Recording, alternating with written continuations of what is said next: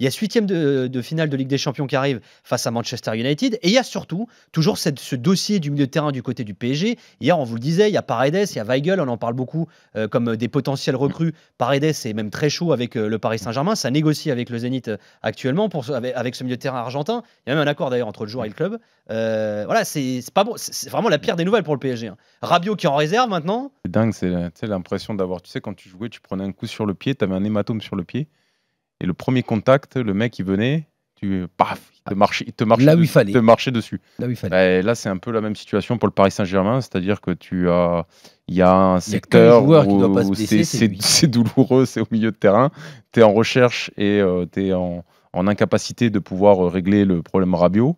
Et manque de peau, le seul numéro 6 valide qui te reste, il est possible qu'il soit out pour ton 8e de finale. Donc ça devient un sujet qui était important, ça devient un sujet qui devient capital. Est-ce que c'est pas une bonne chose pour Tuchel qui poussait pour avoir ce fameux milieu terrain? Parce que là, ça bosse dessus déjà. Mais il t'en faut deux maintenant. Non, il bossait. Mais ils en veulent deux dans les Non, mais ils en veulent deux déjà pour en avoir un, Ludo. Le fait que là, Verratti, il a une bonne blessure.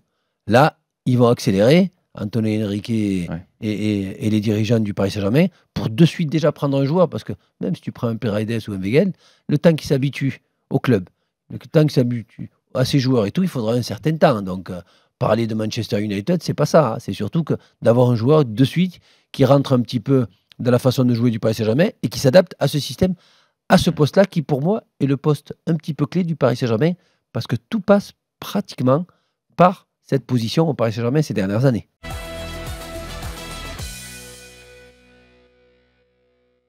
En fait, moi, c'est pas une crise. Il a tellement à donner. Je sens une frustration chez lui par rapport à.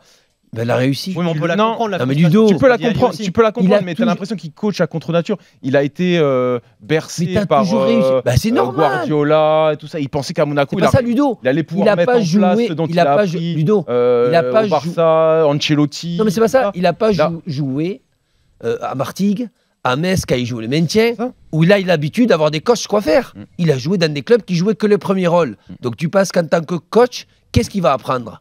Moi, je te dis juste une chose. Mais attends, allez, moi, si je te suis dans ce cas-là, ça veut dire que Monaco, ils ont fait une erreur de casting en allant le chercher alors.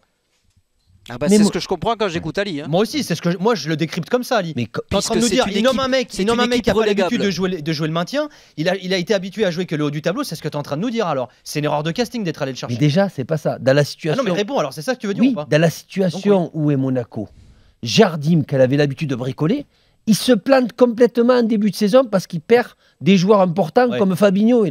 Et qu'est-ce que tu fais? Continue avec Jardim jusqu'à la fin de saison. Et là, tu peux commencer avec Thierry Henry en début de saison.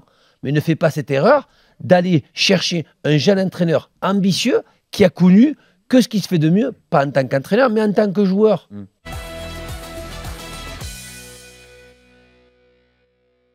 Et Arsenal, habituellement ces dernières années, ne se bousculait pas par rapport au top 4, au top 5. Là, il commence à y être et ça, c'est une bonne chose pour Arsenal.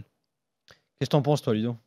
Moi, je suis un peu d'accord avec Ali. Arsenal retrouve, sous l'impulsion de Unai Emery, là, depuis ce début de saison, on retrouve un peu ses lettres de noblesse. Donc 5e, cela dit. Il revient à Non, mais c'était complètement. Non, mais d'accord. On sent qu'il y a une évolution et ce match en est la preuve. Après, est-ce qu'on peut dire qu'on a vu le meilleur Chelsea depuis le début de saison? On a l'impression que Sarri se saborde un peu en mettant.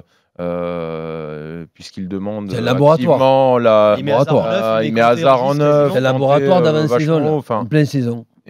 J'ai l'impression qu'il envoie des messages surtout pour réclamer son attaquant. Alors ça devrait être Higuaín. Ça pourrait. Donc, ça aurait dû, quoi. Mais je ne suis pas persuadé qu'Eden, numéro 9, on en avait déjà parlé avec Julien, ça soit la meilleure des idées. Kanté un cran plus haut, pareil. J'ai pas vu le Chelsea que j'ai l'habitude de voir ou que j'ai vu il y a quelques mois ou il y a quelques semaines. Eden, tu le vois bien, il était hyper influent depuis le début de saison. Et là, il sort du match. Il était très bon d'ailleurs avec Giroud. Il marque 2 buts à tous les matchs, il passe des tout. Là, depuis qu'il joue en neuf, il sort du match.